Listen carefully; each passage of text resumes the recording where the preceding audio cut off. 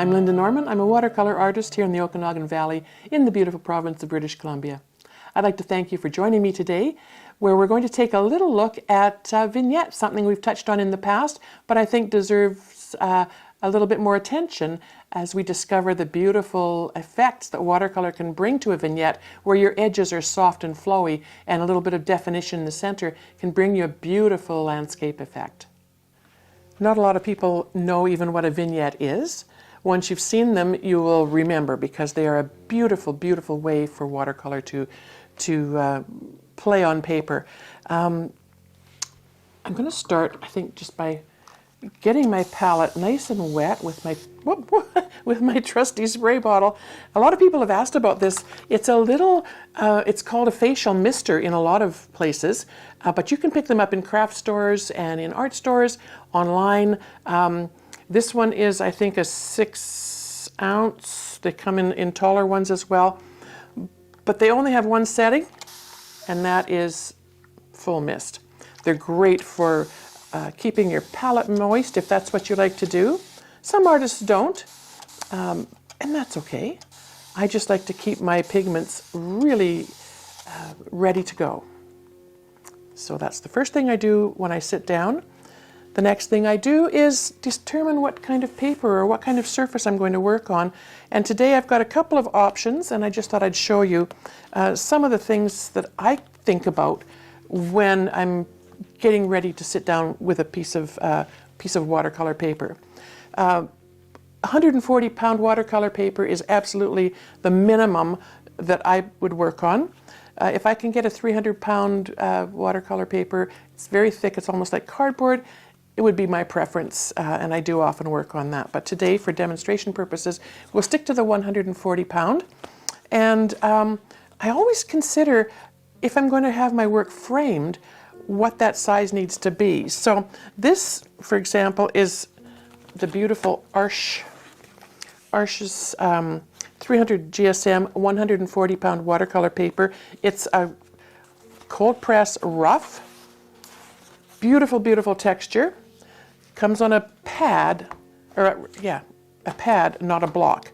So I take the pieces off and I tape them onto a piece of coroplast, or anything basically solid. A clipboard will work if you can find one large enough to fit your work onto. And then I use my trusty solo tape that I buy from Watercolor online. I love the black because it gives me that that beautiful, almost matted look already, so I sort of know where I'm going with things. And then I consider, that's a large one, but I like to consider what opening in a standard mat is, because often you can buy them at craft stores or art stores. It's not an issue if you're going to have things custom framed, but this is sort of where I like to go. So I want to make sure that the paper that I have showing after I've taped leaves enough room for the mat to sit on the design. Once it's taped down, I prefer, whoops, oh jeez. I prefer not to leave it sit for too many days, so a nice quick process is always what I'm looking for. So that's the Arches paper on a little piece of coroplast, bigger piece of coroplast, and this piece of paper, and I think this is the one I'm going to work on today, is a Baohong cold press, and again it is 140-pound. I'll just set that down there so you can hopefully see it without too much glare. Beautiful quality. It's what a lot of master artists are using these days. The company is very proactive in finding out what artists want. So this is cold press rough.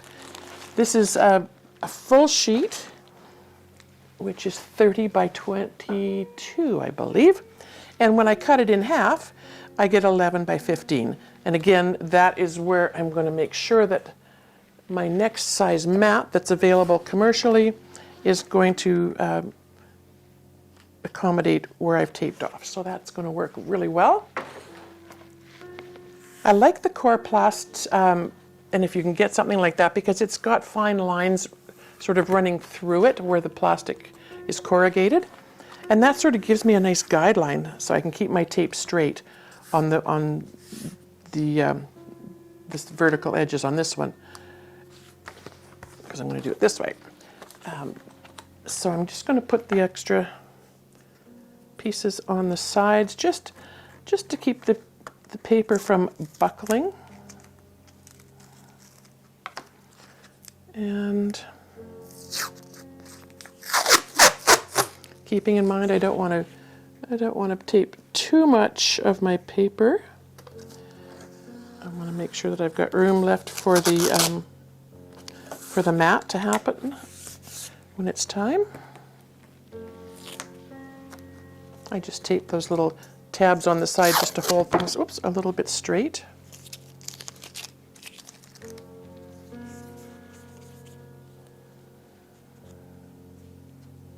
There it is. If your tape is too sticky, you can always run it on your pant leg, on your sleeve, on your tablecloth, and that will take some of the tackiness off, and you can use it without worrying about it sticking too much to your paper. All right, so a vignette, as I mentioned, is a bit of a dreamy design, loose edges that flow, and we'll start with a bit of water on the page. I'm just going to give my paints just another really nice mist. It's for this technique, it's important to have that paint really rich and juicy and ready to go. So I've used the mister to wet my palette, but when I come to my vignette, I'm going to use, this is just a simple spray bottle that you can pick up pretty much anywhere, dollar stores, drugstores. And what I like about these is that if you pull it just gently, it kind of spurts out rather than mists out. And what I want to do is just have water sitting on the page in random dots, droplets, and then I'm going to touch the paint into it and let that basically flow and do what it needs to do. Before I get into that part of it, I'm going to think about where maybe my design should head. And I'll show you an example, a couple of examples perhaps. So this is pretty much, again, the rule of thirds, so about 2/3 of the way down, and I've got a bit of a landfall there and some trees running up. So I'm going to try to keep, for this one, I would try to keep the water droplets fairly central.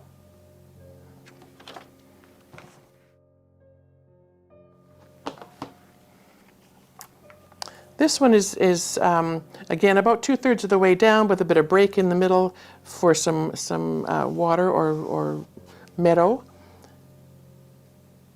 And again, sort of keeping a loose border in mind on those. I'm not painting right to the edge. I'm not putting a lot of detail in. And with this one, I think probably the best way to approach some of them is to just sort of have a shape in mind. So this sort of is like a 7. And often I'll do that. I'll think, okay, I'll start with, maybe I'll start with the letter of one of my grandchildren's first names or something like that. And so that's often just the way things start. There's not a lot of pre-planning or sketching involved in these little vignettes. So I think with this one, let's try the letter L for me and for several of my grandkids. So I'm just going to spritz down and then spritz across for now. And if I'm going to do a landscape, I'm going to want trees. And my palette is set up for landscapes in the tones that I like to use. This, by the way, is an eco palette from, again, Michael Solovyev's online watercolor studio, Watercolor Online. And I filled this one with my own palette colors. He's got recommendations for his colors. For my vignettes, I very often love to use a Mayan dark blue, an undersea green, and a little bit of quinacridone gold. There's some purples in here that we can use for highlights at another point in the design. But for now, we'll start with this. And it's nice and juicy. And the Mayan dark blue kind of will give you a soft, almost misty, cloudy background. So I've loaded my brush just gently. I just touch it in, I don't scrub.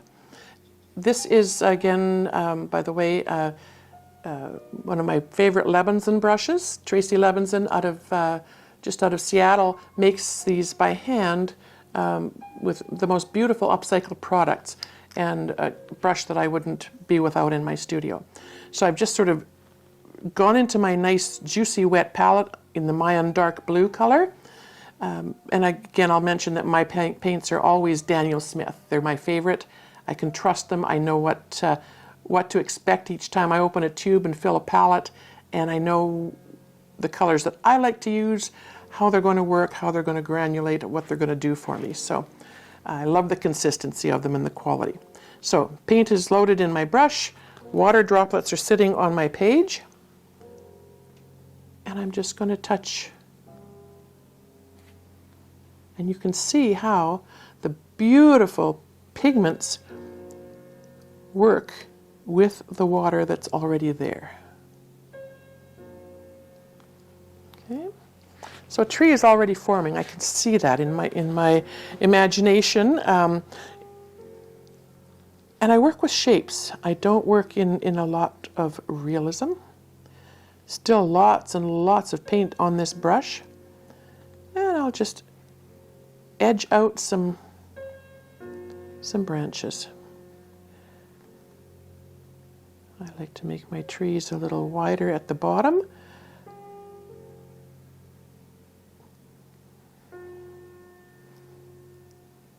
And not too uniform. And as I sit back at a bit of an angle, I can see there's still a lot of beautiful, beautiful water drops. And I'm just going to let those sit and move around if that's what they want to do. If the pigment wants to push a little bit, I'm going to allow that to happen. Going back in with just one dab of another bit of Mayan dark blue just to bring in some depth of color. And just going to extend a couple of these branches out a tiny, tiny bit. Okay. Just going to wipe some of that off. I can see I still have a bit of water in the background there. I think what I'm going to do is go into my undersea green. Again, just a dab into the wet, juicy palette. And just a little bit lower. And touch in just a tiny bit. And here you can see it's joining in with the water that's there on that Mayan dark blue tree. And that's great. I love that can happen. And I can see a bit more water in there. I'm trying not to make these the same height. So I vary that a tiny bit. And just fill in a tiny bit, a little bit there. Again, as long as I can see water drops, I'm going to put some pigment in there and see what will happen.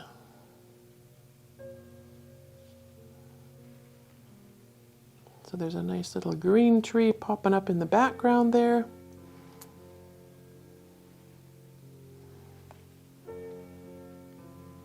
And now I'm going to work on my little bank. I will often do a lot more trees in the background, but I think for this demonstration, I just would like you to try and just sort of get a sense of that. If you try to do a whole forest, it can be overwhelming. So just give this this water and this pigment a chance to play around a little bit. So here's my landfall. It's again about 2/3 of the way down. And I'm going to keep the same colors, I think, with the Mayan dark blue. I'm touching my brush, and this time I don't know if you can see the palette, but I touched the brush rather than just the tip, I touched to about 2/3 of the way up the bristle into the pigment. And I'm just going to run that across that wetted area.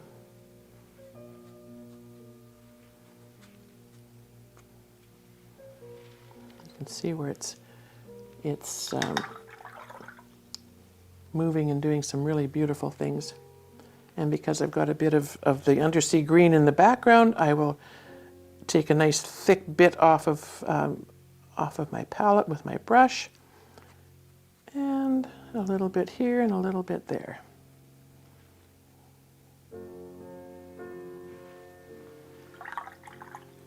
And then for some highlights, my trusty quinacridone gold. And I just love that this is going to go in there, and it's just going to push the other colors away and bring in some highlights.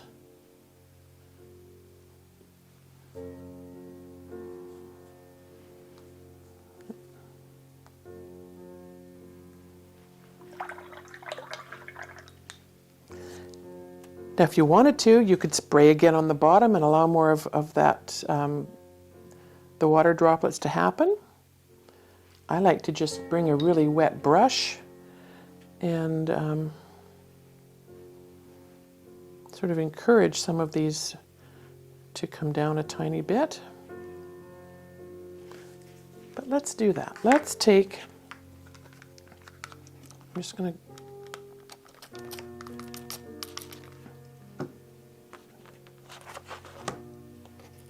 turn that, you can see.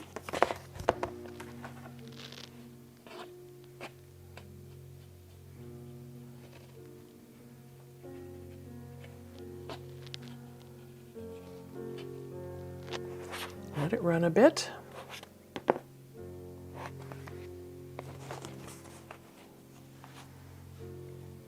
And it's like it's dripping off the edge of a cliff. They could be tree roots, there could be all kinds of things happening. And on this side I can see there are some water droplets that I can try kind of connect. Some of that too.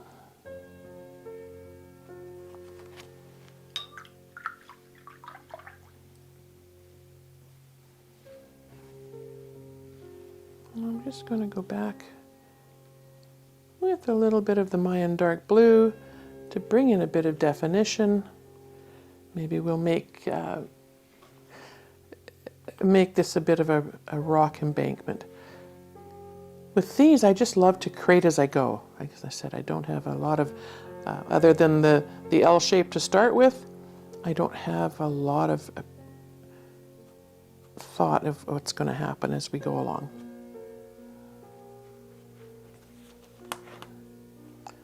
So tip your page, let it run. Join a few of the color bits together if you like. One of my favorite things to do to create rocks is to lay in colors.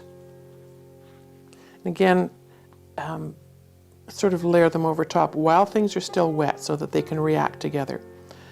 You can see where I touched the brush on the side of the bristle where the page was still dry, and you get that beautiful textured effect, which I really think is quite lovely. And I'm just going in where it's really thick there, and I'm going to put some more of that quinacridone gold in there. I'm going to come along with my trusty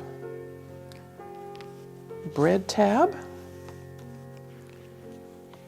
And you can see, I hope, that there's still a fair bit of moisture in this bottom area.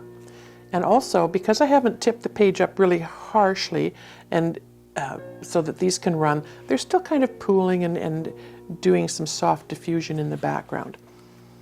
And so this is going to be a pretty simple example, but as the pigments have continued to move, especially with the application of the quinacridone gold, which really does some interesting pushing around of things, things are starting to kind of take shape, and I can see perhaps that these might be very distant trees, this blue here. And so this would be some bushes in the front, and perhaps maybe we'll have a little bit of a rocky embankment here. And those are fun to form. I just use the side of my, you could use a credit card. I like the smaller piece of plastic from the bread bag, or this one actually might have come off of a bag of oranges or lemons. And if you just create the shapes of just a couple of rocks,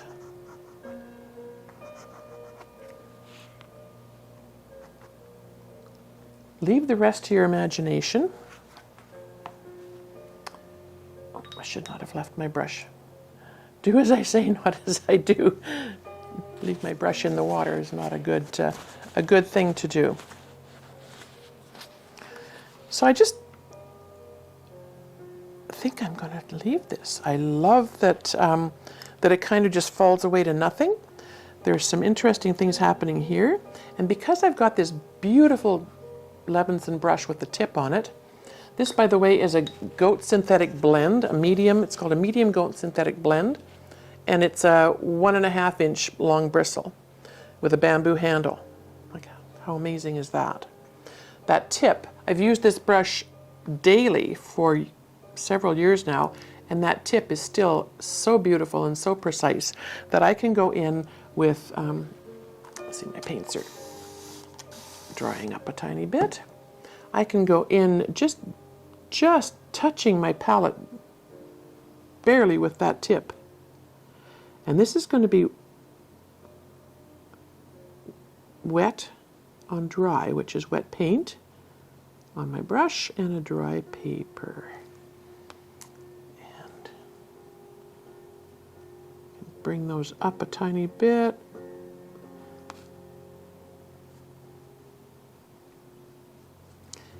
If I wanted to, I could sort of add just a bit more of the spatter and add some other trees on this side.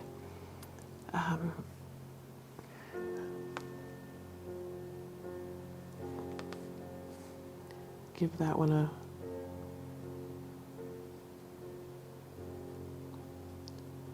bit of a spot there, and then we'll put a green one right beside it. I didn't rinse my brush, so I've got a green and blue together here, which is really fun. And there's a spot there just to add some interest, and because I've got some quinacridone gold in the bottom, I'm going to try a little bit of quinacridone gold in a tree here and see how that ends up.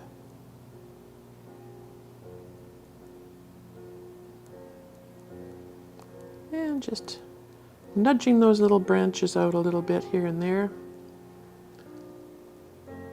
I think I want to fill in just with a bit of moisture on my brush, just to bring some of this bottom part up underneath those trees. And because I've got more water there, I'm going to go in with some blue in the background. And they're just fun to do. The water does what it needs to do. You don't have to be really specific about your branches, about your boughs of your trees.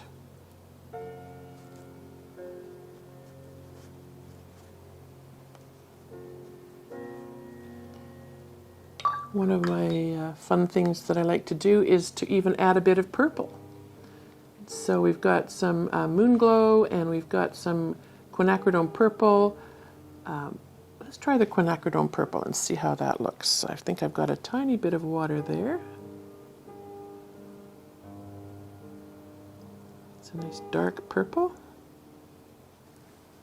And we'll have a little one right here.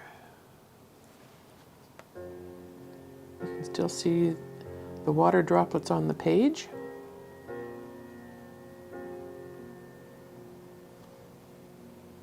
And a little more quinacridone purple. In the background over here, we'll make a nice big long tree there. So no rhyme or reason. Where the water droplets fall is where I like to create the trees.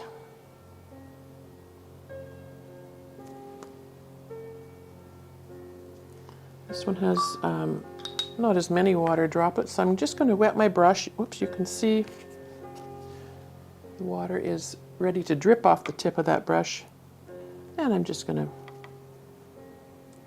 basically just toss some in there.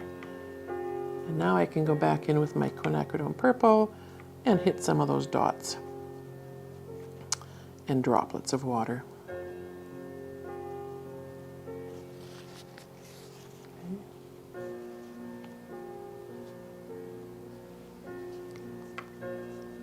And oh, I see I have a little drop of paint up there that kind of dropped off the brush at some point.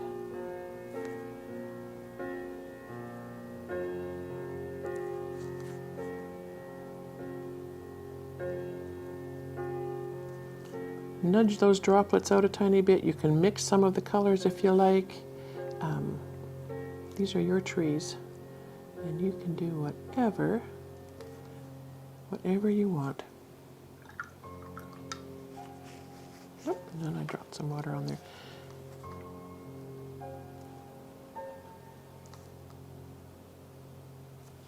Oh, my brushes. The tip has kind of been flattened out a bit, so I'm going to straighten it out.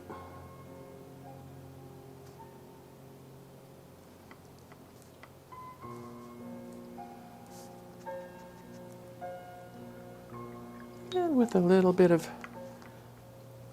water on the brush, I'm just going to extend some of these down to fill in this kind of white spot here, and maybe just a bit more quinacridone gold just to balance out. Quinacridone gold and the purple are going to turn into a kind of a brown once they mix. But if you're mixing colors on your page, especially if you're using the same colors that are in your painting, it's going to be harmonious and they'll come out quite nicely.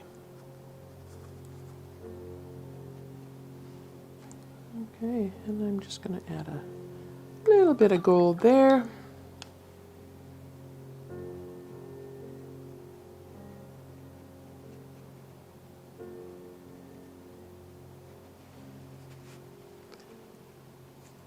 I'm not going to worry about my sky. If I wanted to, I could do some light blue, sort of like the hint of a sky coming through.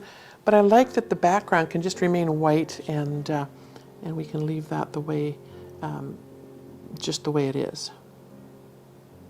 Okay. Now, as with other paintings, landscapes, I will often go in with a stiff, kind of like an acrylic brush, and just dampen it. And by damp brush, it means you wet it and then you touch off the excess water on a paper towel or a cloth or something. And you can go in and create sort of like a horizon line or a shoreline or other definitions in your piece. And just by lifting out, so it's a damp brush and a paper towel, and touching and pulling out pigment. And you can do this as long as your page is still wet. Once your page dries, you're going to have to leave a little more moisture on your brush to make that happen. And we'll just push this back, make it look like there's another level of perhaps a pathway in the background there.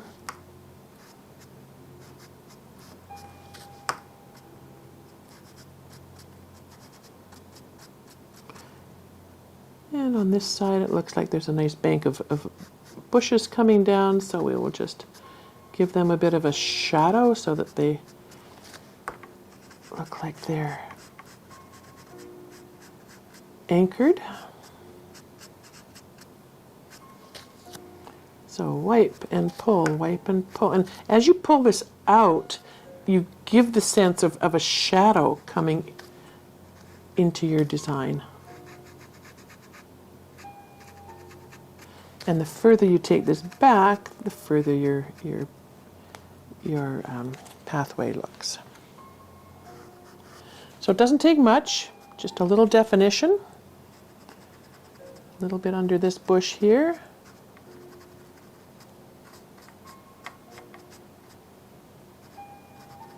And a little bit under there. And there you have your vignette.